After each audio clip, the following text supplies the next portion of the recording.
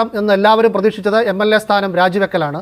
പക്ഷേ നിയമസഭയിലേക്ക് വന്ന് ഒരു തിരിച്ചുവരവിന് ശ്രമിക്കുന്ന രാഹുൽ മാങ്കൂട്ടത്തിലാണ് ഇന്ന് കണ്ടത്. അപ്പോൾ മൂന്നാം ഘട്ടത്തിൽ രാഹുൽ മടങ്ങി വരികയാണോ ശക്തനായി തന്നെ? രാഹുലിന് ഇനി കേരള രാഷ്ട്രീയത്തിൽ ഒരു മടങ്ങി വരവ് അത്ര എളുപ്പത്തിലൊന്നും സാധിക്കും എന്ന് എനിക്ക് തോന്നുന്നില്ല. അന്വേഷണത്തിന്റെ ആരംഭഘട്ടത്തിൽ തന്നെ ഒരു സത്യം ബോധ്യമായി.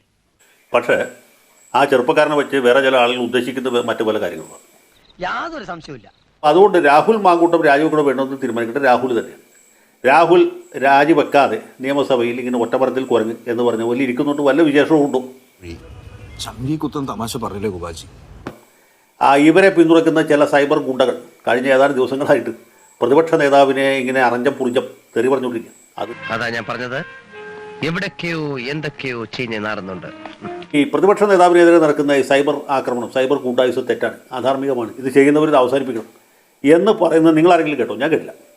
അപ്പോൾ പല ആളുകൾക്കും ഈ സതീശൻ ഇങ്ങനെ ശക്തനാകുന്നതിൽ ഉള്ളുകൊണ്ട് അമർഷമുണ്ട്. മനുഷ്യന് അസൂയ പാടില്ല. അനുലൂട്ടി നന്നായി പോയത് അവന് സഹിച്ചില്ല.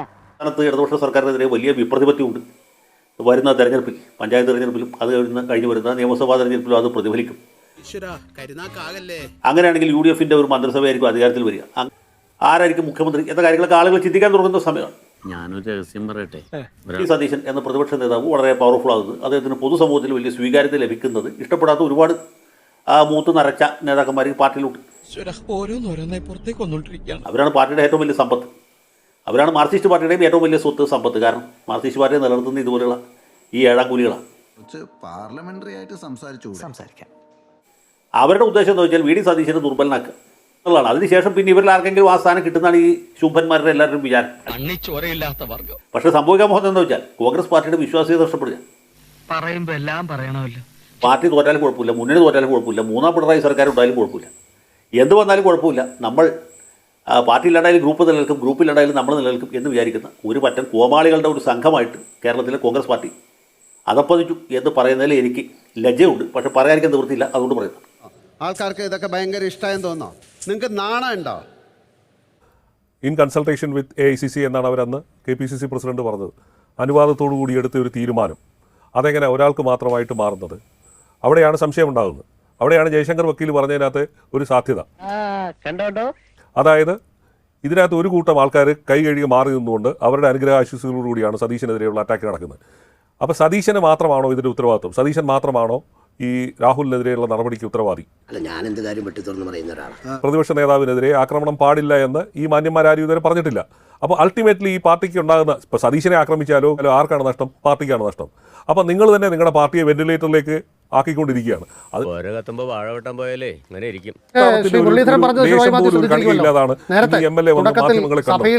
രാഹുൽ വന്നാൽ പ്രതിപക്ഷം പരിഹസിക്കുമോ എന്ന് ചോദിച്ചപ്പോൾ അദ്ദേഹം പറഞ്ഞത്, രാഹുൽ എഴുന്നേറ്റ് നിൽക്കുമ്പോൾ കോഴിയുടെ ശബ്ദമുണ്ടാക്കിയാൽ മുകേഷ് എഴുന്നേൽക്കുമ്പോഴും ഇപ്പുറത്ത് നിന്ന് അതേ ശബ്ദമുണ്ടാക്കും. ഞാൻ ചിലപ്പോൾ പറഞ്ഞു കാണും. അപ്പോൾ ശശീന്ദ്രൻ മന്ത്രി എഴുന്നേറ്റ് നിന്നാൽ പൂച്ചയുടെ ശബ്ദമുണ്ടാക്കും. എന്നാലും കുറച്ച് ഓവർ ആവുന്നില്ല എന്നൊരു സംശയം. മൊത്തത്തിൽ ഓവറാണ്. ഇനി ഇവിടെ കൂടുതൽ ബലം പിടിക്കണം. ഇതോ അതിന്റെ ഫ്ലോയ്ക്ക് വിടുന്നതല്ലേ നല്ലത്. അങ്ങനെ ഈ പരസ്പരം കൊണ്ടും കൊടുത്തും ഇത് ന്യൂട്രലൈസ് ചെയ്യുമെന്നാണ്. CPM ഈ കേസിനകത്തുനിന്ന് വെറുതെ കൈ കഴുകി മാറുമെന്ന് കരുതുന്നുണ്ടോ? CPM എവിടെയെങ്കിലും പൂട്ടാൻ കിട്ടുന്ന എല്ലാ ചാൻസും ഉപയോഗിക്കും. അപ്പൊ അതിന് അൾട്ടിമേറ്റ്ലി ഇതിന്റെ റിസൾട്ട് എന്താണ്? ഇന്ത്യൻ നാഷണൽ കോൺഗ്രസ് എന്ന് പറയുന്ന ഒരു പാർട്ടി വീണ്ടും പ്രതിപക്ഷത്തേക്ക് പോകുന്ന സ്ഥിതിയിലേക്ക് കാര്യങ്ങൾ കൊണ്ടെത്തിക്കുകയാണ്. ഇനിയെങ്കിലും വിവരമുള്ളവർ പറയുന്നത് കേൾക്കണാക്കണേ. അപ്രൂവലോടുകൂടി എടുത്തൊരു തീരുമാനത്തിന്റെ ഉത്തരവാദി ഞാൻ മാത്രമാണെന്ന് ആരെങ്കിലും പറയുന്നുണ്ടെങ്കിൽ ഞാൻ ഒന്നിൽ നിന്ന് ഒളിച്ചോടുന്ന ആളല്ലെന്നറിയാലോ. അതിന്റെ ഉത്തരവാദിത്വം ഞാൻ ഏറ്റെടുത്തു. സമാധാനായി. സതീശൻ അത് ബോധ്യപ്പെട്ടു. ഒറ്റപ്പെടുത്തുകയാണ്, എല്ലാം സതീശന്റെ മേൽ ചാരുകയാണ്.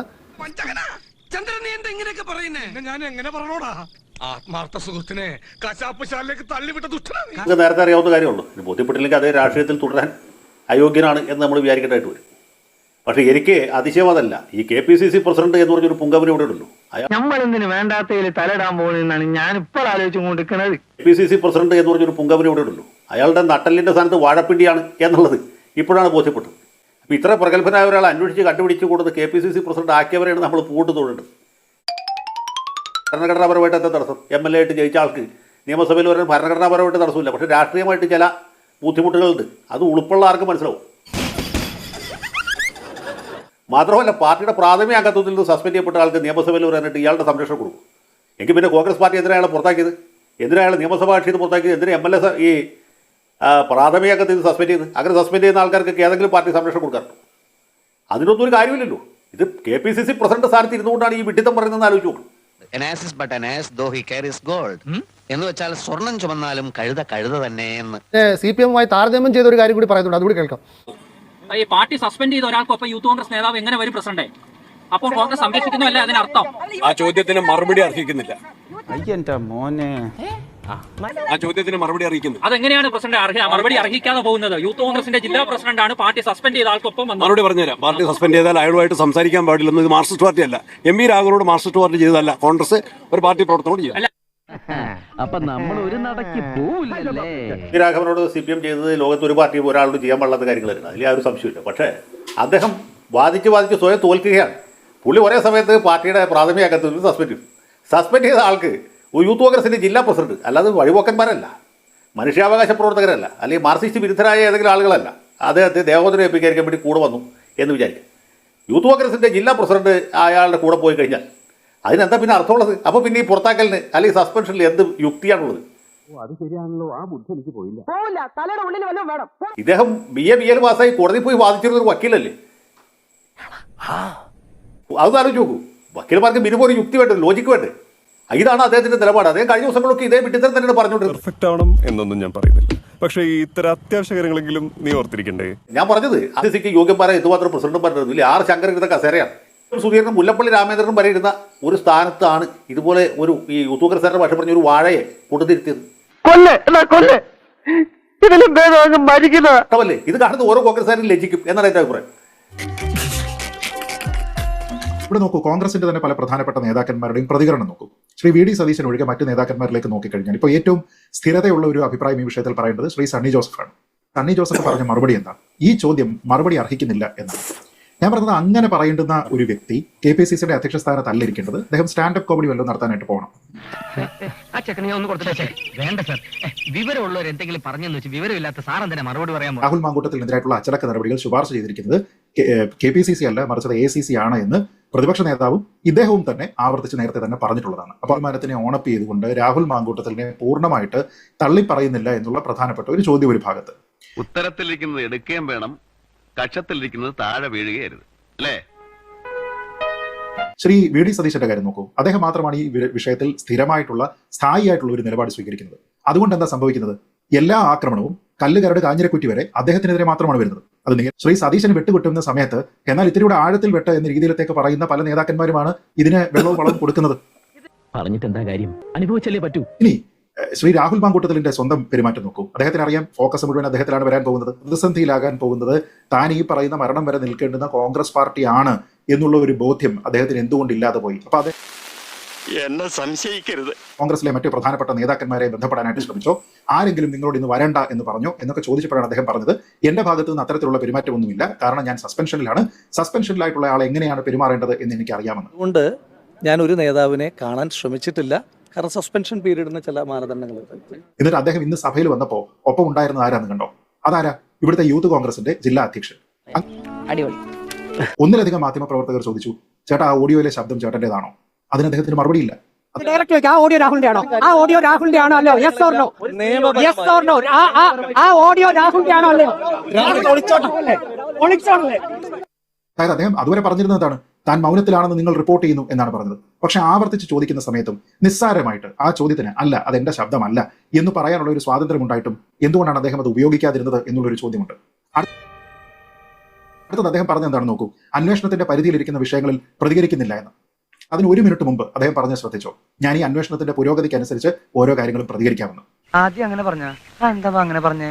അന്വേഷണ ഏജൻസിയാണ് അന്വേഷണം നടത്തുന്നത്. അതുമായി ബന്ധപ്പെട്ട അന്വേഷണങ്ങൾ നടക്കട്ടെ, ആ അന്വേഷണങ്ങൾ പുരോഗമിക്കട്ടെ. അതിന്റെ ഓരോ ഘട്ടത്തിലും അതുമായി ബന്ധപ്പെട്ട കാര്യങ്ങൾ വളരെ വിശദമായി തന്നെ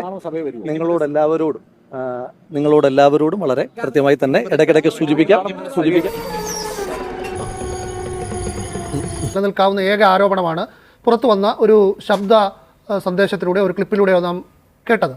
അതേക്കുറിച്ച് ചോദിക്കുമ്പോൾ അതിനൊരു വ്യക്തമായ മറുപടി നൽകാൻ കഴിയാത്തതാണോ രാഹുലിനെതിരെ ഉയർന്ന ആരോപണങ്ങൾ ആളുകൾ വിശ്വസിക്കാനുള്ള ഒരു പ്രധാനപ്പെട്ട കാരണം? അദ്ദേഹം പറയുന്നത് എന്താണ്? നോക്കൂ, ഇത് അന്വേഷണത്തിന്റെ പരിധിയിലിരിക്കുകയാണ്. ഏത് അന്വേഷണത്തിന് ഇനി ഇന്റർപോൾ വന്ന് അന്വേഷിച്ചു കഴിഞ്ഞാലും ആ അന്വേഷണത്തിന്റെ പരിധിയിലിരിക്കുന്ന സമയത്തും ഞാൻ കുറ്റം ചെയ്തിട്ടില്ല എന്നുണ്ടെങ്കിൽ ഞാൻ കുറ്റം ചെയ്തിട്ടില്ല എന്ന് പറയാമല്ലോ. അത് പറയുന്നത് എന്താ തെറ്റ്? വിശദാംശങ്ങളൊക്കെ വിശദീകരിക്കാനൊന്നും എല്ലാവരും പറഞ്ഞത്. ആ ഓഡിയോയിലുള്ളത് നിങ്ങളുടെ ശബ്ദമാണോ? ഇത് മാത്രമാണ്. അത് പറയാൻ പോലും അദ്ദേഹത്തിന് നാളിതായിട്ടും ഇത്രയായിട്ടും കഴിഞ്ഞിട്ടില്ല. അത് പറഞ്ഞപ്പോ നീ എന്തിനാ ഞെട്ടിയത്? കുട്ടി മാമയ്ക്ക് എന്നെ വിശ്വാസമില്ലല്ലോ എന്നോർത്തപ്പോ ഞാൻ ഞെട്ടി മാമ. നിന്നെ എനിക്ക് ഭയങ്കര വിശ്വാസമാണടാ. മുമ്പ് ശ്രീ ജയശങ്കർ പറഞ്ഞതുപോലെ ഇവിടെ CRPC നോക്കിയിട്ടും കോടതി ഒരാൾ കുറ്റക്കാരനാണോ ഇല്ലയോ എന്ന് വിധി എഴുതിയതിനു ശേഷവുമല്ല നാട്ടുകാർ വിധി എഴുതുന്നത്. നാട്ടുകാർ വിധി എഴുതുന്ന സമയത്ത് അവർക്ക് ഇത്തരത്തിലുണ്ടാകുന്ന ധാരണകളെക്കുറിച്ച് അവർക്കുള്ള ബോധ്യത്തിന്റെ അടിസ്ഥാനത്തിലാണ്. അപ്പോൾ ആ ഓഡിയോ അദ്ദേഹത്തിൻ്റെതല്ല എന്ന് അദ്ദേഹം നിഷേധിക്കാത്തിടത്തോളം കാലം അതിലുണ്ടായിരിക്കുന്നത് ഒരു ഗർഭഛിദ്രത്തിന് വേണ്ടിയിട്ടുള്ള ഒരു നിർബന്ധിക്കലാണ് എന്ന് മനസ്സിലാകുന്ന ഒരാളിനെ സംബന്ധിച്ചിടത്തോളം അത് നിയമവിരുദ്ധമായിട്ടുള്ള ഒരു പ്രവൃത്തിയാണ് എന്ന കാര്യത്തിൽ ഒരു തർക്കവും ഉണ്ടാകേണ്ടതില്ല. ഞാൻ പറഞ്ഞത്, ഞാൻ ഒരു കുറ്റം ചെയ്തു എന്നൊരു ആരോപണം ഉണ്ടാകുന്നു, അത് പോലീസ് അന്വേഷിക്കുന്നു. അത് പോലീസ് അന്വേഷിക്കുകയാണ് എന്ന് കരുതിക്കൊണ്ട് ഞാൻ പറയുമോ നോക്കൂ ഇത് പോലീസ് അന്വേഷിക്കുകയാണ് അതുകൊണ്ട് ഞാൻ ഇതിനെപ്പറ്റി പ്രതികരിക്കുന്നില്ല? അങ്ങനല്ല. ഞാൻ എല്ലാ സമയവും എനിക്കൊരു റൈറ്റ് ടു ഡിഫൻസ് ഉണ്ട്. ആ ഡിഫൻസ് ഉപയോഗിച്ചുകൊണ്ട് ഞാൻ പറയാം. അതിന്റെ ഡീറ്റെയിൽസ് ഒന്നും നിങ്ങളിപ്പോൾ എന്നോട് ചോദിക്കരുത്. പക്ഷേ ഇത് എന്റേതല്ല. അത് എന്തുകൊണ്ട് പറയാനുള്ള ഒരു ആർജവം പിതാവിന് ഉണ്ടാകുന്നില്ല എന്നുള്ളതാണ് ചോദ്യം.